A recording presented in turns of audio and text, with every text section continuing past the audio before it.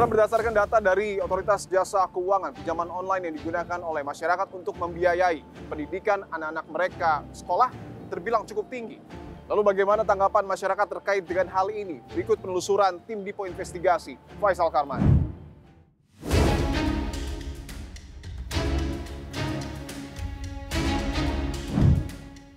Demi masa depan anak, banyak orang tua rela melakukan apa saja. Salah satunya yaitu berhutang melalui pinjaman online. Lalu, apa kata masyarakat soal fenomena ini? Ikuti saya, saudara. Ibu, Ya, dengan ibu siapa, Bu? dengan Esin. Bu Esin, oke. Ya. Bu Esin, mendekati tahun ajaran baru ini banyak orang tua yang pinjol untuk membiayai pendidikan anaknya. Tanggapan Bu Esin gimana? Kan udah dikasih, emang pada kurang ya? Kayak KJP kan udah dikasih, emang pada kurang apa ibu-ibu? Sebenarnya pinjol juga bukannya meringankan, malah memberatkan kalau menurut saya. Pemerintah ya sebenarnya udah sih ya, udah membantu. Ya mungkin karena sekarang kehidupan sekarang ini ekonominya lagi nggak stabil, otomatis dengan cara yang gampang mungkin bisa ngambil pinjaman online, mungkin itu lebih gampang.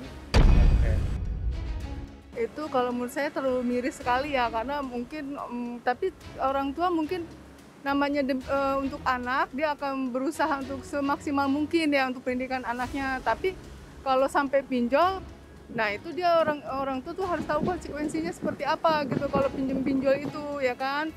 Nah kalau menurut saya sih pemerintah harus menyeluruh merata gitu ya untuk pembagian seperti KIP, kayak di Jakarta tuh KJP. Dengan temuan orang tua yang terpaksa berutang lewat pinjaman online demi biaya pendidikan, kami mencoba mengkonfirmasi kepada pihak Kemendikdasmen dan Kemendiktissaintek. Mendikdasmen Abdul Muti yang sedang sakit mengizinkan kami disposisi wawancara dengan Wamendikdasmen Atif Latiful Hayat. Namun wawancara batal karena padatnya agenda Wamen.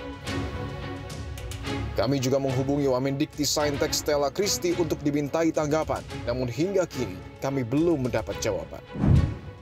Saya sudah bersama dengan pengamat pendidikan Iman Zanakul Hairi. Mas Iman, terima kasih untuk waktunya, Mas.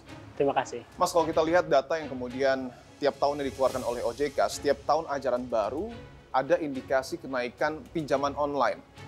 Apakah ini juga ada kaitannya, Mas, dengan orang tua yang kemudian melakukan pinjaman online untuk membiayai sekolah anak mereka? Sangat ada kaitannya, karena biaya untuk sekolah itu bukan hanya biaya yang tertera ya.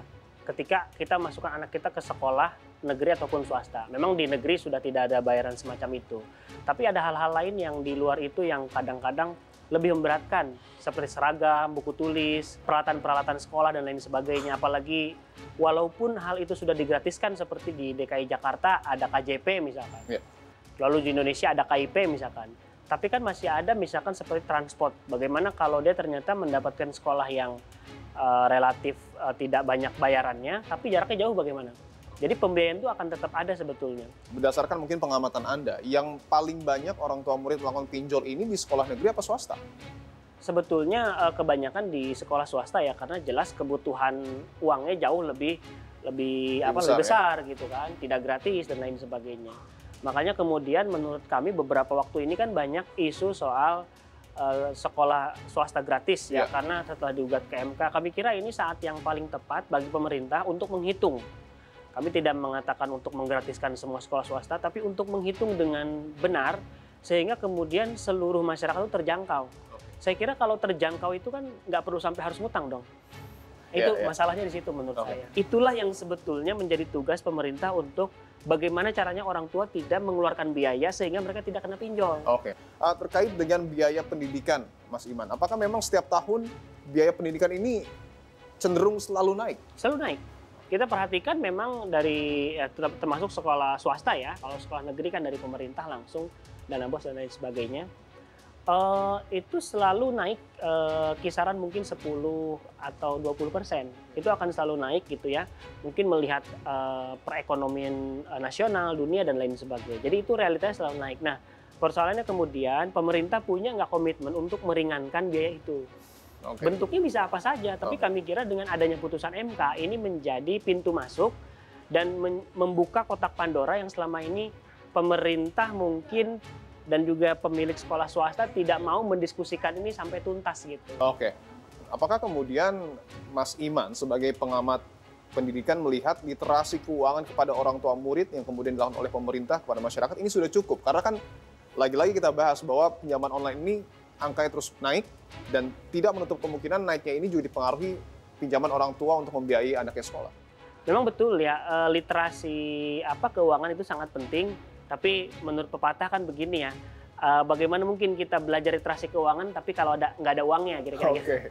Nah itu juga sangat penting sekali. Jadi jangan dilupakan bahwa mereka yang kena pinjol itu bukan berarti mereka tidak teredukasi, mereka terdesak.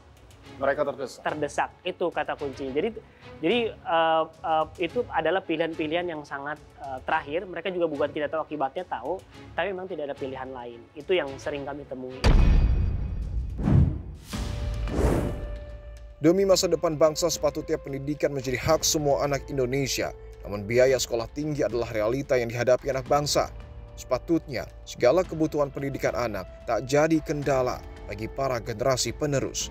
Sekelumit potret para orang tua mencari dana pintas perlu dibenahi serius oleh pemerintah agar masyarakat tak terperangkap utang berkepanjangan, bahkan gagal bayar. Saya Dwi Putra Bahagia. Sampai jumpa minggu depan.